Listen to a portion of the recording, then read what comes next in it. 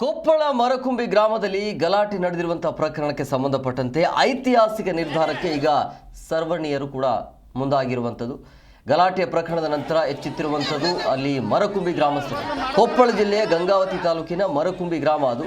ಅಂಕಲಿ ಮಠದ ಫಕೀರೇಶ್ವರ ಶ್ರೀಗಳ ನೇತೃತ್ವದಲ್ಲಿ ಈ ಒಂದು ಸಂಧಾನ ಸಭೆ ಈಗ ಸಕ್ಸಸ್ ಆಗಿದೆ.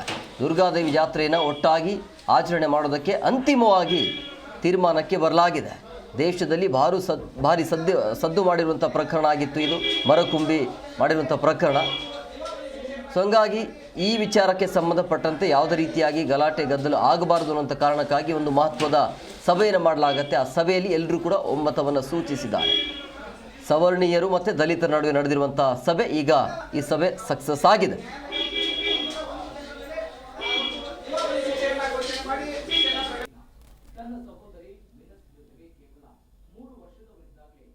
ಫಲವಿದೆ ಅನ್ನುವುದನ್ನು ತೋರಿಸಿಕೊಟ್ಟವ್ರು ಯಾರಾದರೂ ಇದ್ರ ನಮ್ಮ ಮರಕುಂಬಿ ಗ್ರಾಮದ ಸದ್ಭಕ್ತರು ಅನ್ನುವಂಥದ್ದನ್ನು ಈ ಸಂದರ್ಭದಲ್ಲಿ ಹೇಳಬೇಕಾಗ್ತಾ ಇದೆ.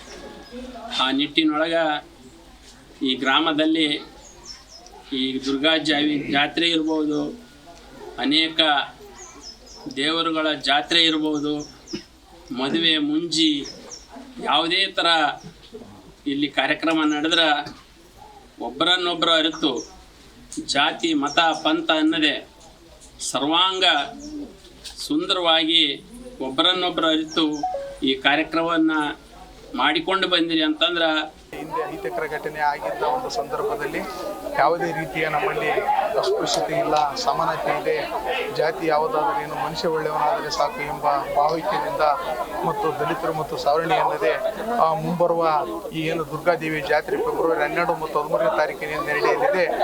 ಇವತ್ತು ಹಿಂದೆ ನಡೆದಂಥ ಮರಕುಂಬಿ ಗ್ರಾಮ ಏನು ದಲಿತರಿಗೆ ಮತ್ತು ಸವರ್ಣಿಗೆ ಆದಂಥ ಘಟನೆ ಇವತ್ತು ಇಡೀ ಎಲ್ಲ ದೇಶಕ್ಕೆಲ್ಲ ಗೊತ್ತಾಗೈತಿ. ಜಡ್ಜ್ಮೆಂಟ್ ಆದ್ಮೇಲೆ ಕೂಡ ಇಡೀ ದೇಶಕ್ಕೆಲ್ಲ ಗೊತ್ತಾಗೈತಿ. ಈ ಜಾತ್ರೆ ಸಲುವಾಗಿ, ಒಂದು ದುರ್ಗಾದೇವಿ ಜಾತ್ರೆ ಸಲುವಾಗಿ ನಾವೆಲ್ಲರೂ ಸೇರಿ ಮಾತಾಡೋಣ ಅಂತಂದೇಳಿ ನಮ್ಮ ಯುವಕರು ಮಾತಾಡಿದಾಗ, ನಮ್ಮ ಊರಿನ ಹಿರಿಯರು ಮಾತಾಡಿದಾಗ ನಾವಷ್ಟೇ ಮಾಡೋದು ಬೇಡ, ಊರಿನ ಹಿರಿಯರು ಎಲ್ಲರೂ ಕೂಡ್ಕೊಂಡು ಎಲ್ಲರ ಅಣ್ತಂಬಳಾಗಿ ಸೇರಿ ಮಾತಾಡೋಣ ಅಂತಂದಾಗ ಅವರೆಲ್ಲ ಕೂಡ ಇಲ್ಲ ನಾವೇ ಬರ್ತೀವಿ ಎಲ್ಲರೂ ಕೂಡಿ ಮಾತಾಡೋಣ ಅಂತಂದು ಹೇಳ್ತಾ ಅವರೆಲ್ಲರೂ ಒಪ್ಕೊಂಡಾರ ಎಲ್ಲರೂ.